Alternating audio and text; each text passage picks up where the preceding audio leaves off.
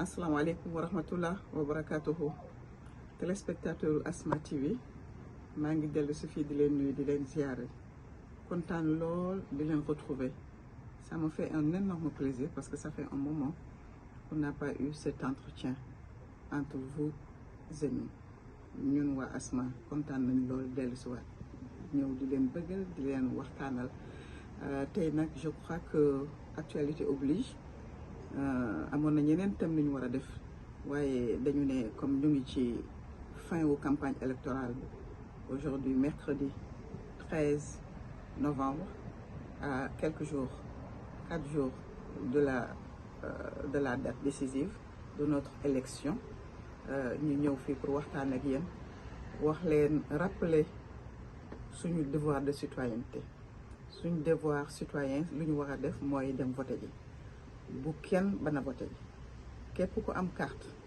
n'oubliez pas que le droit de vote c'est essentiel, c'est un devoir, c'est une obligation.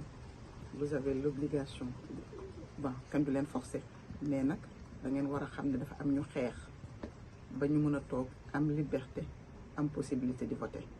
Le vote c'est essentiel parce que ku demul voter ji lu xew suba dafa mel ni nit ñee lay waxal di décider sa place yow bokkoo donc pour nga bokk da ngay voter. Vote dafa am ñu guerre ay années ba am ko am na pays occidentaux yi bi ñu commencé am droit de vote c'était une grande célébration, c'était des victoires. Donc léegi bu ñu xeexalee ba am lu mel noonu mu yomb ci ñun tey ñu koy foyee jaaduwul dañu war a dem voter ji. am na nag carte d'identité yoo xam ne dañ ci def ne pas voter. Je crois que c'est une politique qui s'est fait ba pare xëj na am na luñ ci jublu woon waaye loolu antuwul ñi ko amee te amee carte d'identité yi bind ne pas voter su élection yi passé nañu dem ñu exercer seen droit de citoyenneté ñu dem ci maire yi ñu defal seen carte d'identité yi ñu fexe ba am carte électeur carte d'identité boo xam ne dina voter. Mais comme lii am na ba pare ñi amee seen carte yi te nga xam ne à l'élection présidentielle ils ont voté massivement, majoritairement pour le candidat, c'est-à-dire le tandem Sonko-Diomaye. Ils ont voté pour Diomaye et ils ont élu Diomaye président de la République de façon massive, de façon nette, de façon claire. yooyu ñu defoon nag loolu waral tey jii Assemblée nationale bi oote waat ñu am élection législative yi ñëpp xam nañ ne boo joxee nit pouvoir na ko demal exercer ji ko na ko jox ce pouvoir là d'être le président de la République et de dérouler son projet, le projet qu'on nous a vendu. Alors il faut lui donner cette majorité et cette majorité su ko amulee du mën a exercer ndax gars sax dégg ngeen am na ñoo xam ne bés bu ñu amoon majorité mooy ñu nekk si autorité dañuy coincer dañuy képp yëpp dara du dox loolu nag moo dul am parce que yéen ñi ko jox majorité di ngeen ko demaat dabbaliwaat ko defaat ci li ngeen ci war a def ba nga xam ne dañ am une majorité écrasante à l'Assemblée nationale. Majorité rek doyul, une majorité vraiment écrasante ay 150 160 députés parce que jël yëpp nag déedéet nañ am lu ñu leen bàyyi parce qu'il faut une opposition constructive, une opposition responsable bu ñoo xam ne bu ñuy tegee ñoom ñuy indi loo xam ne des débats d'idées yoo xam ne dafa war a jëmal Sénégal kanam. loolu nag yéen rek yéen a ci mën dara. Au soir du 17 novembre nañu ne yëf yi féete na boor yii daal duñu sax campagne moom sax xam naa jaru ko woon waaye nag loo xam ne mënul ñàkk la.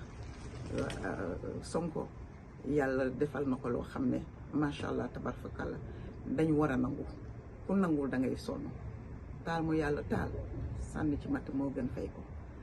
lii daal moom Sénégal nekk na à croisée des chemins li ñu def wane nañ seen maturité politique depuis mars 2024 lii dañuy confirmer rek c'est une confirmation. Alors bu leen xaar kenn di leen waxal wala di leen defal dem leen ngeen exercer seen droit de citoyenneté. C'est ce droit que vous donne la Constitution d'aller voter. Voter le 17 avril massivement. lii nag yàlla def mooy dañuy sàppale rek jaratul kii sonn ndaxte Sonko moom yàlla moo na ko indil li ñuy wax xam nga dafa am ay formes li ñuy wax c'est du 2 en 1 ou du 3 en 1 ba c'est du 5 en 1 machallah parce que en Sonko on retrouvons notre Nelson Mandela, en Sonko nous retrouvons notre Thomas Sankara, en Sonko nous retrouvons notre Patrice Lumumba, en Sonko nous retrouvons un Amilcar Cabral et même Kwame Nkrumah. Je peux dire un 601 ñu jël ñu boole ci Cheikh Anta Diop. Le savoir est dedans, la piété est dedans, la droiture est dedans. Lépp daal lu ñu soxla ci njiit. Je crois que Sénégal a cette chance. Il faut ñu exploiter ko ñii projet bi ñu jaay nañ leen jox la possibilité de le dérouler, de l'exécuter. Sénégalais yëpp gi ci seen bopp. Tout le peuple sénégalais na ci gis boppam parce que nag buñ toogee depuis indépendance ba léegi ñuy caqatee suñu réew jaay suñu askan jaay suñu bopp nekk ci ginnaaw tubaab yi kenn waxul ne mënuñoo def une politique boo xam ne dañuy demal suñu bopp ñun kese déedéet. Il faut un partenariat mais toujours un partenariat gagnant-gagnant loolu nag bi nga xam ne ñun am nañ possibilité def ko léegi nañu may ñii yàlla jox nguur gi tey ñu exercer loolu dax ay tubaab ak dax ay lii waxuñu loolu nañu liggéey en partenariat un partenariat gagnant-gagnant. Yàlla def na Sénégal suuf soo xam ne macha allah am nañ pétrole am nañ gaz am nañ zircon am nañ beaucoup de choses te kenn gisagu si woon boppam. C'est le moment ñu ngi dëgg temps yee président Sonko ci campagne bi mu ngi ñuy jaay le prix de l'électricité que dañ ñu yàgg nax léegi que le prix de l'électricité va sortir moitié prix loolu rek xam nga jar na voté ak leneen ci projet yi. kon nag ñun bu ñu des ginnaaw nañu góorgóorlu ba nga xam ne ñëpp a ñu teg suñu bët nag Sénégal parce que nag vraiment boo xoolee li xew ci yeneen dëkk Afrique yi ñun ñu ngi leen di inspiré ñun ñoo gën a loolu war a tax ñu gën a góorgóorlu ba nga xam ne ëllëg si biir buñ gisee yëf yi di dox lii xew yeneen dëkk yi Afrique mun a changer. L'espoir est permis parce que nag yore réew nekk fa jënd fa bàmmeel toog fa ba bëgg koo jox ñi la neex wala say doom dictature yooyu dafa war a jeex Afrique loolu dafa xew monde bi yëpp amatu fi. Il faut que ñun africains yi ñu xoolaat suñu bopp souvent dafa am ay phrases yu ñuy wax ne nous avons les dirigeants que nous méritons. Anglais mooy wax naan you have the leaders you deserve. Dama foog ndax ñun africains yi mérité wuñu leaders yi ñu am. Leaders yi ñu amoon loolu la ñuy indi beneen façon beneen dox. À travers Ousmane Sonko et Diomaye on nous a vendu un projet. Ce référentiel biñ ñu jaay ça doit aller jusqu'en 2050. L'espoir est permis. ñun daal dañ leen di jébbal lenge yi niñ leen ko joxee en mars 2024 dañ leen koy joxaat confirmer ko may leen la possibilité ngeen mën a liggéey librement. Mooy le 17 novembre ñun ñëpp massivement on va voter et on votera pour ce projet, on votera pour ce référentiel. Li ngeen ñu jaay neex naa gëm dañu ne nag olof nee na ku la jox ndekki bu la ne naa la jox añ di nga ko gëm. Ni ngeen commencé doy nañu dañ leen di jox le plein pouvoir pour ngeen mën a dem liggéeyal ñu te nag projet bi am na lu ñu bind waaye am na lu ñu tënkul. Surtout ñi jëloon suñu alal yi caqatee ko dem seen yoon. Ils nous ont, je ne peux pas dire volé, mais ils nous ont pillé. Le Sénégal a été pillé. ñi ko jël nag bu ñu leen wooyee ba ñu wuy ji il ne suffit simplement pas de les amener en prison. Il faut que ñu delloo fa li ñu jël. Ça c'est le peuple, c'est une demande du peuple. Ça doit faire partie de ce programme, de ce projet. Ku fa jël dala na nga ko fa delloo. Amul dem prison génnaat de contrainte par corps. Il faut que ñu fay li ñu jël yëpp buñ delloo woon kaar bi hôpitaux yi dox école yi dox inondation dootu fi amati courant bi wàññeeku ndox mi wàññeeku dund bi wàññeeku. Ça c'est essentiel. La santé, l'éducation et comment on appelle ça, ce que nous mangeons dund bi voilà donc les denrées de première nécessité loolu yëpp amoon na nu mu doon demee Sénégal du toll ci coono bi ñu toll tey loolu yëpp nag bu ñu amee yaakaar ba jox leen ko yàlla bu yàlla tas suñu yaakaar ci yéen te ñun président Ousmane Sonko premier ministre l'a dit du ñu am déception nañu gëm loolu li ñu wax waa ji est rempli de il a fait don de soi dafa jël yëppam jëbbal ko Sénégal may ko Sénégal ñun nag ñoo war a am ngor goo xam ne delloo ko njukkal bàyyi ko mu liggéey bàyyi leen ñu liggéey waaye ñun it on doit être une société un peuple patriote mais en alerte vigilant ngeen xoolaat bu baax seen casting bi parce que ku ngeen fa teg waru lañ ko fa teg ñun dinañu wax dinañ intervenir wax leen nangam bu boobaa il faut être vigilant ngeen contrôler seen casting bi parce que nag am nommé ay DG yuy dem di ñëwaat di recommencer li ñuy nekkee woon di ko continuer loolu du dem ministre yi tout doit se faire dans la transparence tout doit se faire dans la transparence li ngeen ñu dig nii commencé ñun duñu wax nii loolu la ñu gëm il faut que ñu transparent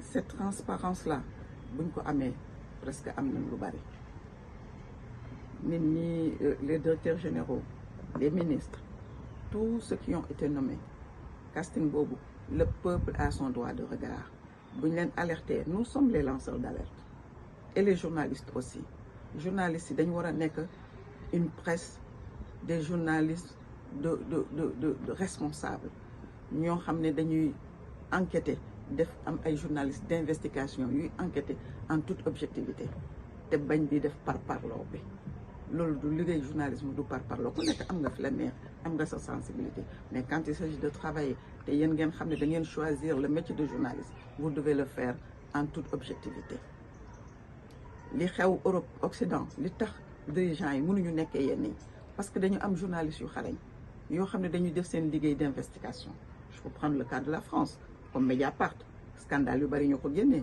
il y a eu le scandale du sang contaminé des ministres ont été jugés en Europe en Occident en Amérique un président peut aller au tribunal peut être jugé peut être destitué impeachment xaw nañ ko def Bill Clinton ils nous doivent nos dirigeants nous doivent la vérité la transparence journalistes yi ñu ngi leen di ñaax seen métier def leen ko en toute objectivité lépp lu fi xaw yéen a waroon nekk les lanceurs d'alerte yéen ay def investigation yu correct pas def investigation à charge yoo xam ne dañu bëgg nasaxal nit nañu def seen liggéey niñ ko war a defee buñ ko defee société bi dina dem Sénégal dina dem képp ku fi def dara kuy xalaata def sax doo am sañ-sañu def ko parce que di nga xam li nga ciy xaar waaye bu ñu amee ay presse boo xam ne dañu féetee boor nekk des presses de propagande nga xam ne lu nguur gi wax ñu ànd ak ñoom parce que en fait c'est des journalistes comme on dit entre guillemets élèves alimentaires ñu nga xam ne dañ leen li ñuy wax rek kuñ jënd loolu franchement ça doit être révolu je crois que lu tax nit ñi bàyyi presse bu bari parce que dañu gis fi ñu faree woon nañu jógee nag après élection législative yi ñu def seen liggéey correctement je n'ai pas de leçon à donner à qui que ce soit mais franchement dem ngeen ba crédibilité ñu amatu leen ko donc à vous de faire le nécessaire ba nit ñi joxaat leen bopp di leen déglu di leen seet pour ñun ñi nga xam ne nag ñooy citoyens yi les patriotes entre guillemets tous les Sénégalais doivent être des patriotes c'est pas seulement les gens de Pastef les gens de Pastef c'est des gens ñoo xam ne ñi ngi fa nekk jël carte bariwuñ noonu sympathisants yi suñu maas gi ñun ñoo bari parce que ñun on est là on observe te dañuy xaar résultat bu ñu nguur jox bu ñu des dirigeants jox le gouvernement doit œuvrer pour ñun li ñu xalaat ne ñoo tax ñu jox leen nguur gi donc ñun nous sommes tous des lanceurs d'alerte potentiels bu ñu gisee dara normal dañ ko war a wax te buñ ko waxee ngeen bàyyi si xel bàyyi leen ci xel li ngeen di jox yëpp comme projet franchement doy nañu ñu ngi leen di ñaanal que le 17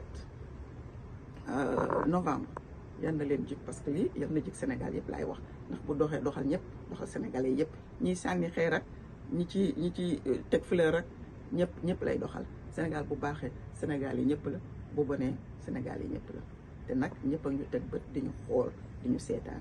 ñun nag dañu wax à bon entendeur salut le 17 novembre le soir yëpp dina leer ñu jox leen majorité, une majorité écrasante, waaye tax lu taxit ñu bàyyi opposition bi lu mu ndaw ñuy exercer seen devoir d'opposition. Assemblée nationale bi ñu leen joxee le droit de légiférer ngeen légiférer lu nit ñi di xaar ci yéen.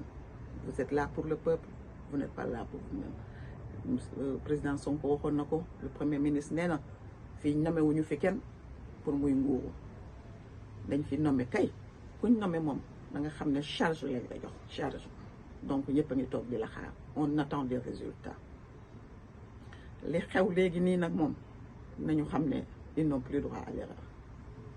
Droit à l'erreur ama beneen sujet bu ma tenir à cœur aussi, qui tient beaucoup à cœur aussi tous les citoyens, je crois que la majorité, mais je peux dire à 90%, cette vague de transhumance qui commence. Transhumance dafa xew bi te moom wax na leen ku foog ndax da ngay daw làqatu da ngay nax sa bopp. Gëmal li nga gëm waaye nag gëm ko dans la dignité. Kenn parewu la boo pare li nga gëmoon bëggatoo nga dem voté ji. L'urne c'est un truc privé, yaa fa nekk yow kenn ak sa conscience ak yàlla. Votel ki la saf ak ki la neex waaye naan fii laa nekkoon ñëw naa fii, loolu dafay xewi. Loolu nag suñ dignité dafa am loo xam ne sax dignité politique, dignité humaine, loolu moo ñu war a exiger ñu bañ yenn yi. waaye ngir yàlla ñi nga xam ne nag wax nañ fi yenn yi, def fi yenn yi ba ñëpp gis leen di leen vaar bu dégg bëccëg, loolu war nañoo xool suñ bopp ci kanam. Yenn politiciens yi di ñëw, les nouveaux hommes politiques, parce que man je les appelle comme le nouveau Beaujolais, les nouveaux, ceux qui viennent d'arriver, ñi nga xam ne ñoom dañu ne éthique la ñuy doxee. Waxu transhumance nañ ko teg fee, ku nekk nga def sa liggéey, soo ko defee dinañ am résultat.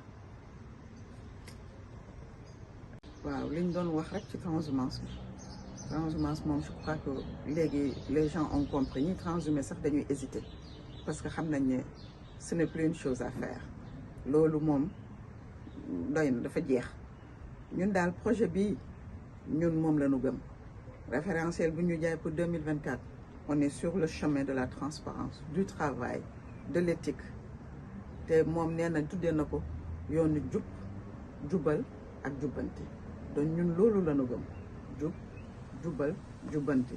te affaire bi moom ñoom don de soi la daal, ñoom d'accord nañ, ñoom li ñu décidé ñoom ci seen xol yi la nekk ci biir, ils l'ont dans l'ADN, ils ont le Sénégal dans leur ADN. mooy servir le Sénégal, pas se servir du Sénégal.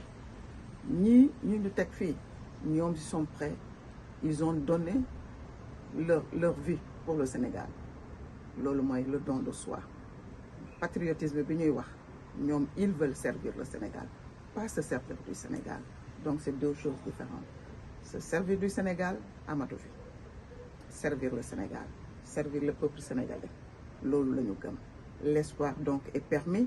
te nag fii moom luñ la wax rek, ñii dig nañ ñu ndekki daal, dinañ ñu ndekki. bu la jox ndekki nag bu la diggee añ di nga ko gëm, di nga xam ne la jox añ.